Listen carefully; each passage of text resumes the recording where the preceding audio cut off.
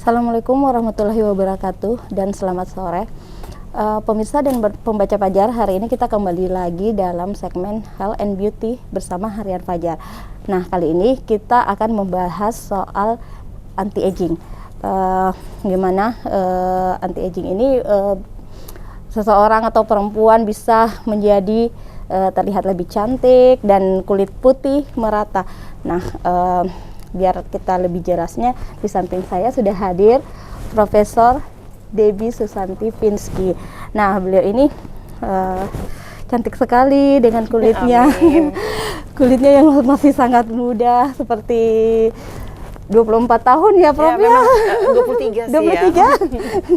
Iya, Prof, bisa dijelaskan tidak soal anti-aging ini sampai bisa, tidak ada kerutan sama sekali, ada sih, sebenarnya cuma nggak kelihatan barangkali ya, Dania.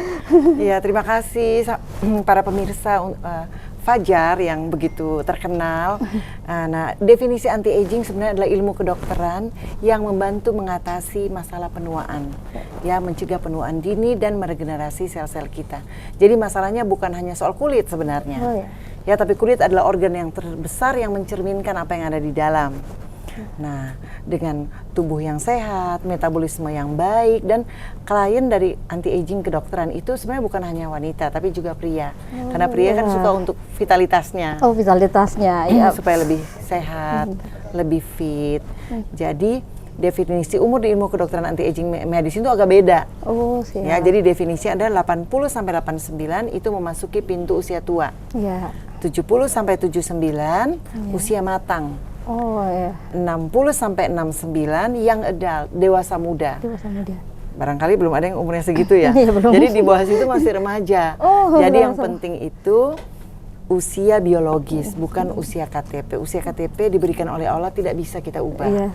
Tapi usia biologis kita, kualitas hidup kita, kulit kita yang sehat, tubuh kita yang masih langsing, otot yang kuat, itu bisa kita usahakan. Kualitas hidup kita dengan menerapkan ilmu kedokteran anti-aging, dengan melakukan olahraga, senam anti-aging misalnya, makan sehat, dan lain sebagainya. Ya. Nah, mungkin bisa berbagi, Prof, soal bagaimana sih mendapatkan kulit kencang, cantik, dan putih langsing seperti Prof. Ya, jadi untuk sebenarnya tidak harus mahal ya. Yang paling penting itu bahwa kesehatan kita, kalau mulai dari kulit, karena ketemu orang tuh kan nggak kelihatan jantungnya, tapi kelihatan kulitnya. Jadi kita harus pastikan bahwa kulit kita dalam keadaan bersih dan sehat. Dan usaha itu bisa kita lakukan secara intrinsik maupun ekstrinsik. Ya, ekstrinsik dari luar itu juga penting. Membersihkan kulit, memberikan nutrisi kepada kulit kita, vitamin. Nutrisi seperti apa? Ya, nutrisi itu artinya kita memberikan vitamin pada kulit kita dengan menggunakan serum misalnya bisa. Kalau ada sinar matahari, kita harus melindungi kulit dari sinar matahari. Tapi juga yang ekstrinsik juga penting. Apa itu? Selain ekstrinsik, kita perlu juga yang dari dalam tubuh, intrinsik, yaitu konsumsi buah-buahan, sayuran segar yang mengandung vitamin A, C, dan E. Dan kulit kita juga perlu kolagen. Kolagen. Kolagen itu penting. Bukan hanya kulit sih sebenarnya, tapi jantung, otot. Tapi kolagen sudah bisa ada produk-produk yang berada di Indonesia yang menghasilkan kolagen sehingga kulit kita lebih kenyal, kerutannya lebih sedikit atau bahkan tidak kelihatan. Oh, siap.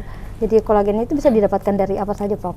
Jadi banyak sekali makanan-makanan yang mengandung kolagen, tapi sudah beredar juga produk-produk, ya, kita nggak sebut produknya, tapi ada yang tanpa rasa yang bisa kita campurkan di sup kita, di makanan kita, supaya jumlahnya tercukupi, selain dari makanan biasa, ya. Siap.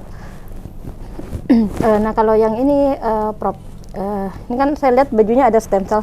Itu terkait tidak anti-aging itu? Terkait sekali. Jadi usaha-usaha untuk membuat kualitas hidup kita dan usia biologis kita lebih muda. Kan ada orang tuh kelihatan kok umurnya baru 30 tapi kelihatan kayak 50. Badannya udah gemuk, dia udah diet nggak bisa. Gitu kan. Jadi itu berarti terjadi penuaan dini.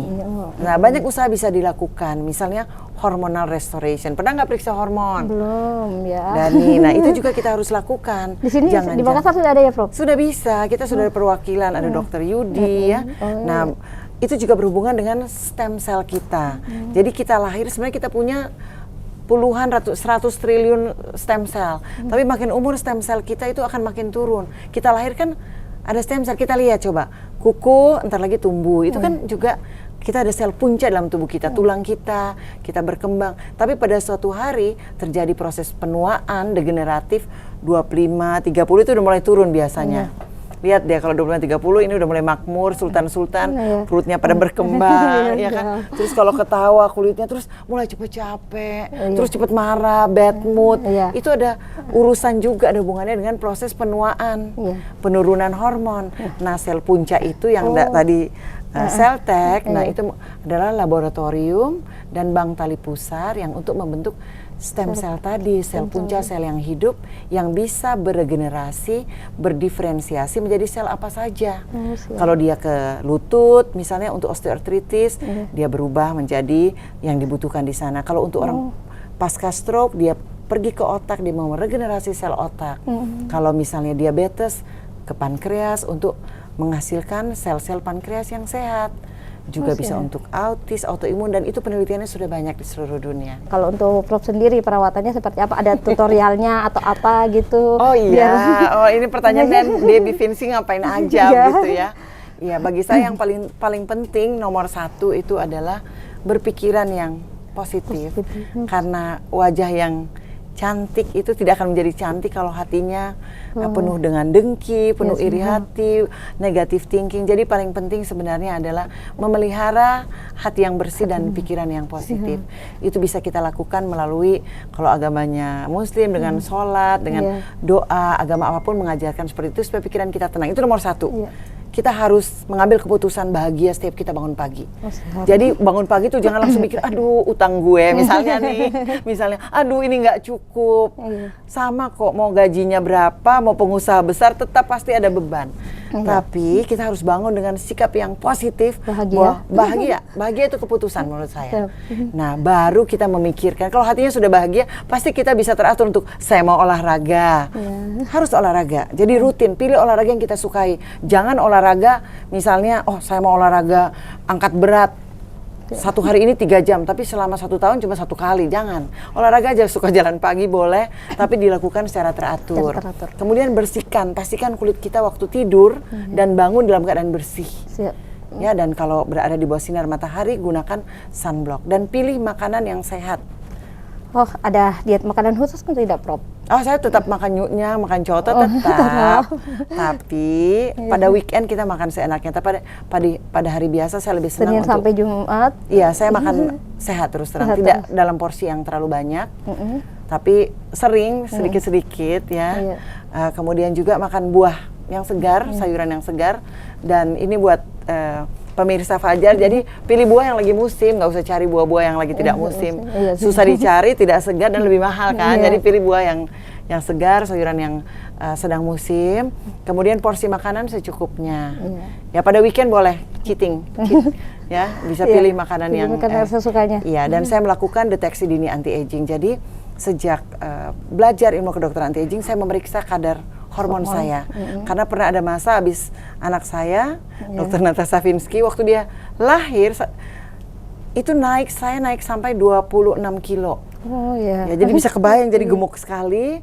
Tapi kemudian saya periksa kadar hormon, ada namanya hormon HGH, Human Growth Hormone, itu di dunia sudah ada bentuk bioidentikalnya. Dengan itu 14,4% fat loss. Jadi olahraganya sedikit, tapi metabolismenya jadi cepat. Jadi hati-hati yang sudah capek olahraga, bikin segala macam, ternyata metabolismenya pelan. Jadi kita perbaiki dengan mengecek hormon kita kepada dokter-dokter anti-aging yang berkompeten, baru diperbaiki yang mana. Jadi ilmu kedokteran anti-aging itu, Dani, itu adalah sangat individual, tailor made. Jadi nggak mahal-mahal, tapi saya melakukan sel punca juga, iya sih. Karena kan ada laboratoriumnya. Berarti cantik tidak harus mahal, tapi tes hormonnya gimana, Prof? Sebenarnya tidak terlalu mahal ya, tidak begitu mahal. Menurut saya daripada suatu hari nanti, maaf, osteoartritis, akhirnya mesti ganti pen, contoh satu. Kemudian kita tidak pernah periksa bagaimana kadar insulin kita misalnya, kadar gula darah kita, terus kita makan seenaknya padahal kita udah tahu orang tua kita sakit gula, bukannya lebih mahal nanti. Jadi melakukan deteksi dini anti-aging atau hormon wellness, kita cek dulu, lebih awal lebih baik, apalagi kalau ada penyakit keturunan. Jadi anti aging itu bukan anti tua, nggak boleh kerut, bukan itu sebenarnya. Tapi memelihara dari dalam tubuh kita, memelihara organ-organ. Nah, kalau untuk rahasia memutihkan kulit tuh, kulitnya ini juga nggak putih. Tapi memang begini, Dani, orang Indonesia itu suka sekali kulit putih. Tapi betul. Coba kalau kita ke Inggris, kita ke Rusia, itu tanning. Jadi salon-salon itu mengeluarkan sekian dolar untuk tanning. Mereka mau coklatkan kulitnya. Gitu. Jadi anaknya Prof itu Natasha juga suka coklat karena suami bule kan. Jadi dia setengah bule. Tapi orang Indonesia lebih senang kulitnya cerah. Sebenarnya ada caranya, ya protect your skin, jadi terhadap sinar matahari. Dan sudah ada krim-krim untuk whitening, tapi pilih yang sudah ada izin Badan POM-nya. Tapi itu dibilang, beda Ki yang di sini sama yang di sini. Caranya diinjeksi whitening pencerahan kulit dari dari dalam, ya. Injeksi langsung ya. Iya, jadi sudah ada master of antioksidan untuk mencegah pembentukan pigmen melanosit. Oh siap. Nah pemirsa, itu tadi tips singkat ya dari Prof Debbie, bagaimana untuk membuat kulit wajah jadi kencang, anti kerutan, tidak ada kerutan, dan kulit menjadi putih. Ya, sekian dulu bincang-bincang kita hari ini. Terima kasih dan selamat sore. Terima kasih. Terima kasih Dani.